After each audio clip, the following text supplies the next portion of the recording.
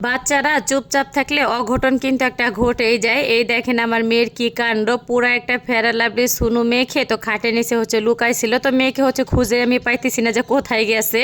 তো যে দেখি যে অন্য আর একটা রুমে খাটের নিচে তো ছুনুটা মেখে আর কি লুকাই আছে। যাই হোক, তো বের করে আনলাম। তো আনার পরে ভাবলাম একটা ভিডিও না করলে তো একদমই চলে না, তো ভিডিওটা আপনাদের সাথে শেয়ার করলাম। তো কার কার বাচ্চা এমন করে আমার বাচ্চার মতন অবশ্যই কিন্তু কমেন্ট করে জানাইতে পারেন। আসসালামু আলাইকুম, সবাই কেমন আছেন? আশা করি ভালো আছেন। আমি আল্লাহর রহমতে অনেকটা ভালো আছি।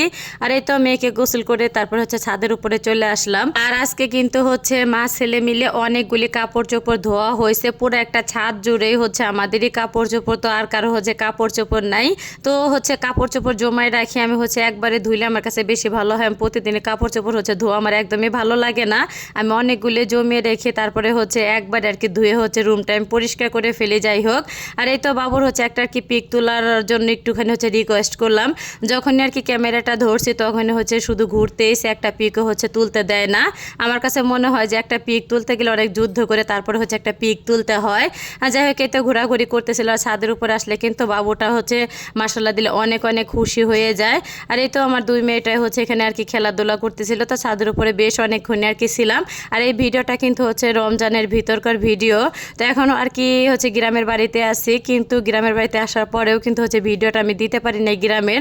কারণ আমি যেদিন আর কি আসছি গ্রামের বাড়িতে তারপরের দিনই আমার মেয়েটা অনেকটা পরিমাণে অসুস্থ হয়ে পড়ছে। এর জন্য কোনো ভিডিও আমি নিতেও পারি নাই, তো ভিডিও ছাড়তেও পারি না। গেল 2 দিন কিন্তু আমি লং ভিডিও আর কি দিতে পারি না। যাই হোক, কি আর করব। আর এই তো এখানে কিন্তু সন্ধ্যা দিকে একটা কেক আনা হয়েছিল, তো ইফতারির পরে। কারণ মাঝে মধ্যে কেক খাইতে মন চাইলে হাফ পাউন্ড বা 1 পাউন্ড করে কেক আর কি নিয়ে আসি। কারণ কেক খাইতে কিন্তু অনেক মজা লাগে আমারও, আবার আমার বাচ্চারা তো অনেক অনেক পছন্দ করে মাশাআল্লাহ দিলে।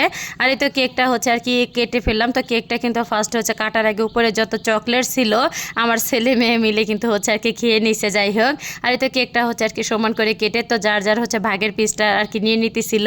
আর আমার বাবুটা কিন্তু আমাকে আর কি ভিডিও যখনই করা দেখে তখনই কিন্তু ক্যামেরার সামনে ওর হাতে যাই থাক না কেন দেখানোর চেষ্টা করে। আর গ্রামের বাড়িতে আসলে না প্রচুর পরিমাণে আনন্দ করতে ভালো লাগে, কিন্তু ভয়েসটা দিতে গেলে না অনেকটা পরিমাণে প্যারা আর কি হয়ে যায়। চারপাশে গরু ছাগল হাঁস মুরগি, তারপর পাখির কিচির মিচিরের আওয়াজ, প্রচুর পরিমাণে আর কি সমস্যা হয়ে যায় ভয়েসটা দেওয়া। যাই হোক, তো গেল কালকে লং ভিডিওর জন্য না প্রচুর পরিমাণে চেষ্টা করছে ভয়েস দেওয়ার জন্য। সন্ধ্যার দিকে এতটা পরিমাণে পাখির ডাক আর ঝিঝি পোকার ডাক যে আমি ভিডিওর ভয়েসটাই দিতে পারি নাই। আর এই তো এখানে কিন্তু তো আনারসটা আর কি কেটে আনছে আমার ছেলেই। তো আমি আর কি আনারসটা কাটতে চাইছিলাম, তো আমার ছেলে বলতেছে আম্মু তুমি বসে থাকো আমি আর কি কেটে নিয়ে আসি। তো যেভাবে পারছে সেইভাবে আর কি কেটে নিয়ে আসছে। তো লুডোসটাও কিন্তু আমার ছেলেই রান্না করছে, আর খেতে কিন্তু মাশাআল্লাহ অনেক অনেক মজা হয়েছে। আর আমার ছেলে মেয়ে কিন্তু মাশাআল্লাহ দিলে অনেক সুন্দর করে লুডোস রান্না করতে পারে। তো ভিডিওটা কার কাছে কেমন লাগলো অবশ্যই কিন্তু কমেন্ট করে জানাতে একদমই ভুলবেন না। তো ভিডিওটা এখানে শেষ করলাম, সবাই ভালো থাকবেন, আল্লাহ হাফেজ।